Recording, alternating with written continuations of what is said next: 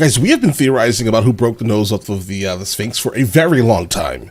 We will never actually come up with a concrete answer because, again, guys, we were not there. But there are many theories that generally do float around regarding the incident, so let's actually dig into some of these things, right? If we go back to specifically the 14th century with Muhammad Sa'im al-Dar, he basically was aiming to purify Egypt, guys, right? I mean, of all of the pagan elements. It's theorized that Muhammad Sa'im al-Dar basically just took the nose off of the Sphinx just for, you know, a symbolic purpose, right? Then we have multiple theories about Napoleon. It could be weather and erosion. It could be just overall straight up vandalism. But some of the most consistent ones seem to be two very specific ones regarding Napoleon, right?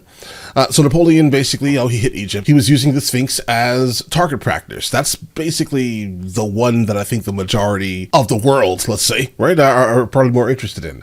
Then you have like the Afrocentric version of it also, that talks about the same thing with Napoleon, but it was purposely done because the Sphinx has the face of a black man, and we had to get rid of the proof, which was his nose. That's what I think the Afrocentrics will probably point out. Yeah, I'm probably more into the camp of weather and erosion, purely because it's being sandblasted all day long, guys. It's in a desert, right? That's kind of where I lie, but the Muhammad Sa'im al-Dar one is pretty sturdy, guys, in terms of a theory. But the name of the video is Who Blew Off the Sphinx's Nose? This is coming from the channel. Today I found out. Also a suggestion via a donation, guys. Let's check it out. For more than 4.5 millennia, the Great Sphinx has gazed out over the shifting sands of the Egyptian desert, standing guard before the Great Pyramids of Giza. Standing 20 meters high and 73 meters long, the giant stone statue bearing the body of a lion and the head of a man is amongst the most famous and celebrated relics of the ancient world, and indeed one of the most enigmatic. For centuries, tourists and historians alike have gazed upon the Great Sphinx and pondered its many mysteries.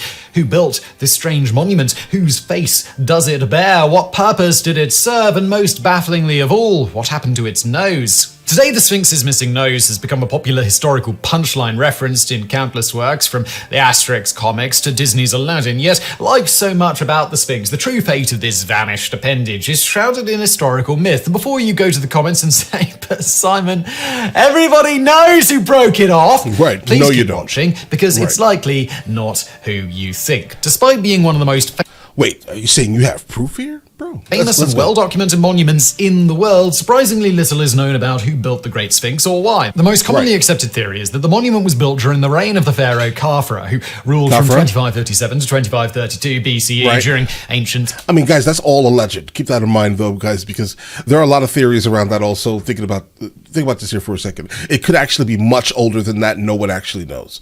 Just because we see, Khafra in, like, as soon as you walk into the actual building itself, you will see pretty much a gigantic statue of Khafra. That's not the same thing as it was built by Khafra, guys. There are a lot of things that say that may actually be older than 12,000 years.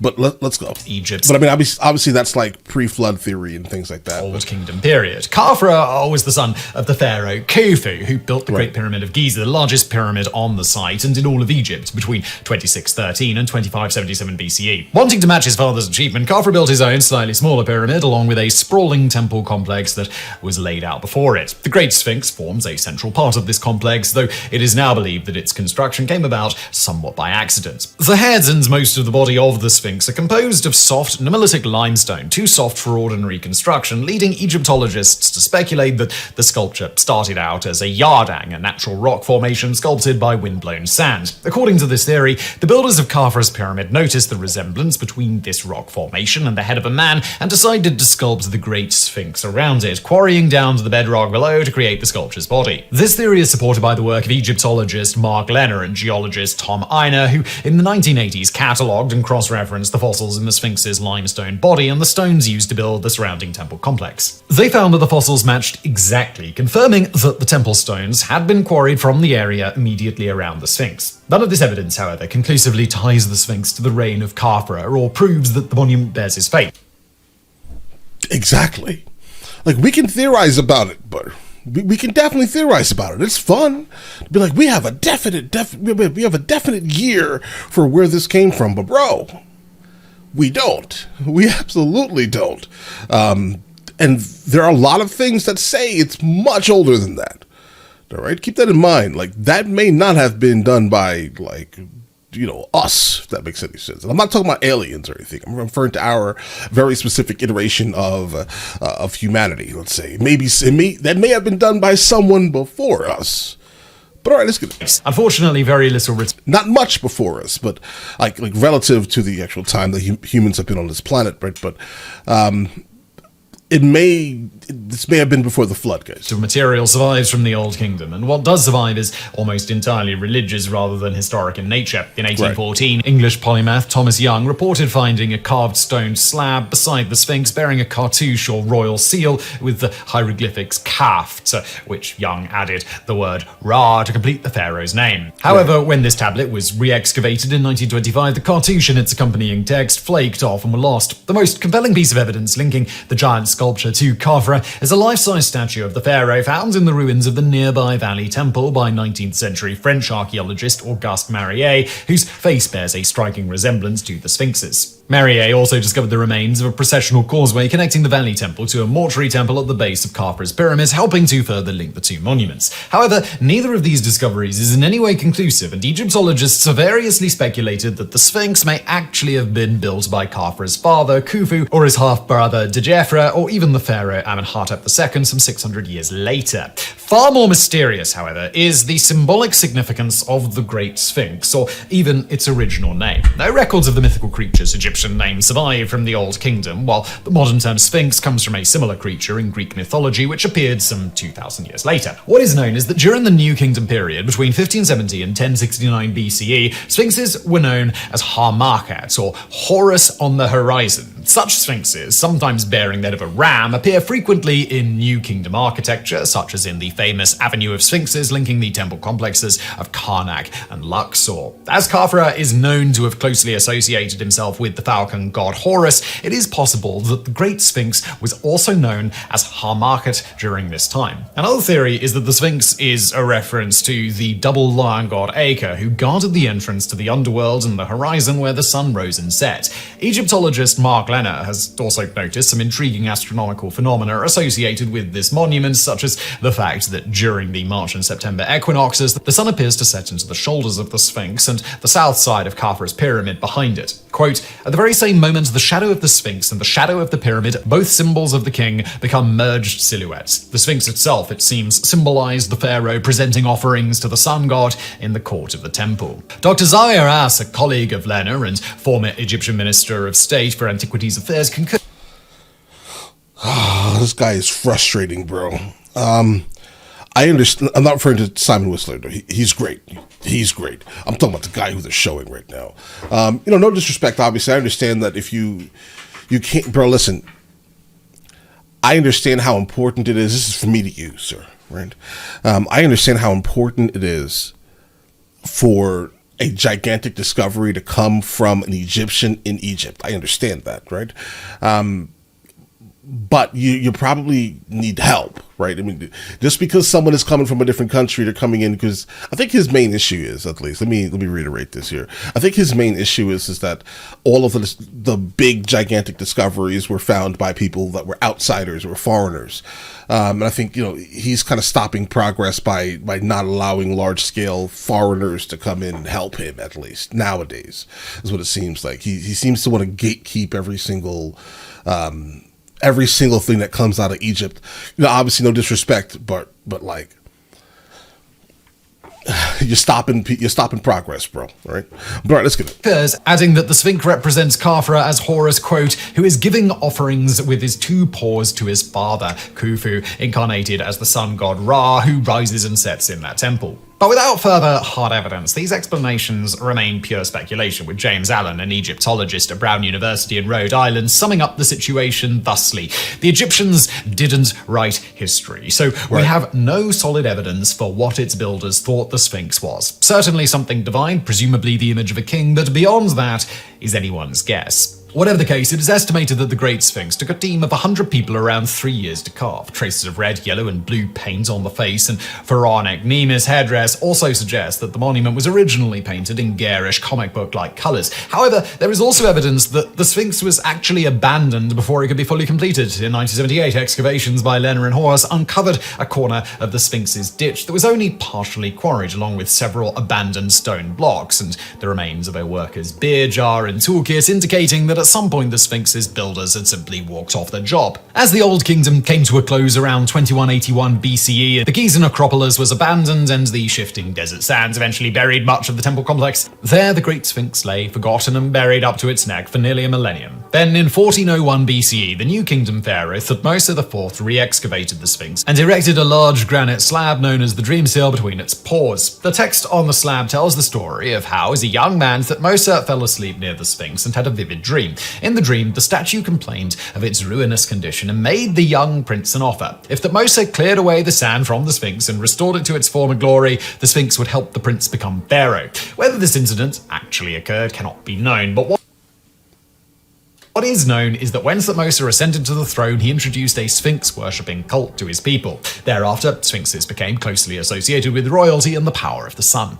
At the close of the New Kingdom, Gizeh was once again abandoned and the Sphinx reburied up to its neck. Though the site was frequently visited throughout the Greco-Roman period, it was not until the reign of Roman Emperor Nero between 37 to 68 CE that the Sphinx was again re-excavated. In addition, a monumental staircase was erected leading up to a pavement before the Sphinx's paws. The Gizeh complex continued to be maintained until the reign of Emperor Septimus Severus in 200 CE, after which the site was once again abandoned and engulfed by the sands. While the pyramids and the Sphinx remained popular tourist attractions for the next millennium and a half, it was not until the 19th century that the first serious archaeological excavations were attempted.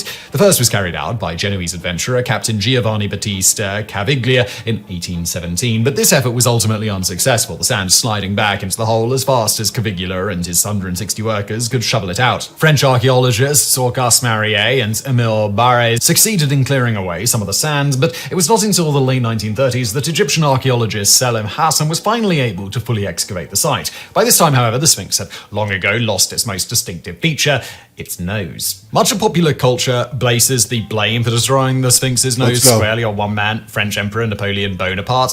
In 1798, Napoleon and an army of 50,000 men landed in Egypt in order to depose the ruling Ottoman regime and establish a French protectorate. According to the popular legend, it is during this invasion that the Sphinx's nose was destroyed, either deliberately by French gunners as target practice or accidentally by a stray cannonball during one of Napoleon's battles. American conspiracy theorist and black supremacist Louis Farrakhan has even claimed that it was destroyed on Napoleon's direct orders, as its distinctly African features challenged European theories about ancient Egypt being the cradle of the Western civilization. To quote, white supremacy caused Napoleon to blow the nose off the Sphinx because it reminded him too much of the black man's majesty. Yes, what he said. Like, that's exactly, like, the Afrocentric people are going to say that's the exact reason why. And it's just like, bro, there's so many things, there's so many other reasons. You just pick one very specific one and then you teach people that. Bro, stop that craziness, bro. However, these legends are just that. Right, legends no one knows. With little basis in reality. Indeed, there is overwhelming evidence that the Sphinx's nose was already missing long before Napoleon was even born. In 1755, Danish explorer Frederick Louis Norden published a collection of sketches and oil paintings made during his 1737 travels through Egypt and Nubia, which clearly depict the Sphinx without its nose. Furthermore, the deliberate vandalism of the Sphinx is completely at odds with Napoleon's second major reason for invading Egypt. In addition to soldiers and sailors, the emperor also brought along a small army of 167 mathematicians, astronomers, engineers, naturalists, architects, draftsmen, writers, and printers to meticulously document Egypt's natural and man-made wonders. He also founded the famous Egyptian Institute, whose major 1829 publication, Description de l'Egypte, all but created the modern field of Egyptology. As for the nose being accidentally broken off, the Napoleonic battle most commonly associated with the Sphinx's vandalism actually took place at Imbaba, several kilometers away from the Gizeh Plateau. So, if not Napoleon, then who... Oh, bro, you're good. I didn't know that. Listen, okay, now we can actively disprove the nonsense now. Thank you. I appreciate that thoroughly, guys. Thoroughly. I mean, I'm telling you. Let's continue. Did break off the Sphinx's nose. The next most popular theory comes courtesy of 15th century Egyptian historian Taki al-Makrizi, who claimed that the nose was destroyed around 1378 by a fanatical Sufi Muslim sheikh named Muhammad Saim al-Dar. Yes! I'm almost positive it was him, bro. I mean, like, every time I've researched it, it's always just kind of come down to Muhammad Saim al-Dar. Like, it's just literally him. It's like he wanted to absolutely purify Egypt of all of its pagan elements. He was like, bro, why are we making faces? You know what? Let's just destroy the face by getting rid of the nose. That's basically the main leading theory, with, I think, people that actually think off of facts and not emotion. Right? But let's get it. According to al-Makrizi's account, Al-Dar observed a group of local peasants making offerings to the Great Sphinx in the hopes of securing a good harvest. Enraged at this blatant display of idolatry, Al-Dar proceeded to break off the Sphinx's nose. In retaliation, the peasants formed a mob and proceeded to lynch Al-Dar. Whether or not this story is 100% historically accurate is the subject of considerable debate. However, recent archaeological surveys by Mark Lenner uncovered the remains of holes where rods or chisels were hammered into the nose to break it off. Lenner estimates that the removal was performed sometime between the 3rd and the 10th century CE, quite possibly by Islamic iconoclasts, as al-Makrizi claimed. Other Egyptologists have speculated that the damage may have been inflicted even earlier in antiquity based on ancient Egyptian beliefs regarding the power of statues and body parts. According to Edward Bleiberg of the Brooklyn Museum, quote, "In temples or tombs, the damaged part is the part that had a function during a ritual. If the ritual required the statue to smell, see, hear, or even eat, then the nose, ears, eyes, or mouth to prevent the ritual from working. But until new records are discovered or the long missing nose is found, we may never know for certain who defaced the Sphinx. But its nose is not the only major component the Sphinx has lost over the centuries. At one point, the statue sported a Ureus cobra on its forehead and a ceremonial pharaonic beard on its chin, the latter of which was discovered broken off between its paws and now resides in the British Museum in London. Certain early sources also describe the Sphinx as sporting a crown, and indeed the top part of its head bears a large hole that may have been used to anchor this feature. Over the years, the statue has been the subject of a number of indignities, both by treasure hunters seeking to penetrate its interior and well-meaning archaeologists attempting to restore and preserve the monument. At some point in antiquity, a long tunnel was bored into the Sphinx's rump and later covered over, while in 1837, British Egyptologists Howard Weiss and John Bering attempted to drill into the statue just behind the head. The drill rods became stuck at a depth of 8 meters, while attempts to loosen them with explosives resulted in yet more damage, including breaking off a piece of the headdress, and this is why we can't have nice things. In 1931, in an attempt to prevent further damage, Egyptian engineers shored up the headdress with concrete, creating the now iconic, if historically inaccurate, diamond-shaped profile. Further renovations were undertaken in the 1980s and 1990s to shore up the Sphinx's body, whose soft limestone composition makes it exceptionally susceptible to erosion by windblown sands. And that's my second, almost serious theory. I'm going to say that it was either weather erosion oriented or Muhammad Saim al-Dar.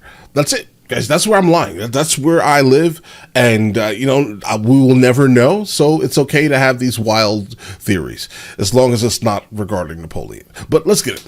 Well, thankfully, the Sphinx is now safe from religious iconoclasts and explosives-toting treasure hunters. It now faces a whole new set of dangers in the form of pollution and climate change. In 2007, Egyptian authorities discovered that the Giza water table had risen due to sewage being dumped into a nearby canal. This resulted in water percolating up into the Sphinx's porous limestone body, causing large pieces to flake off. In response, the government installed pumps to keep the ground below the monument dry. Yet despite this, acid rain from industrial pollution still threatens to speed up the Sphinx's erosion, while climate change may cause the level of the Nile to rise, resulting in further destructive flooding.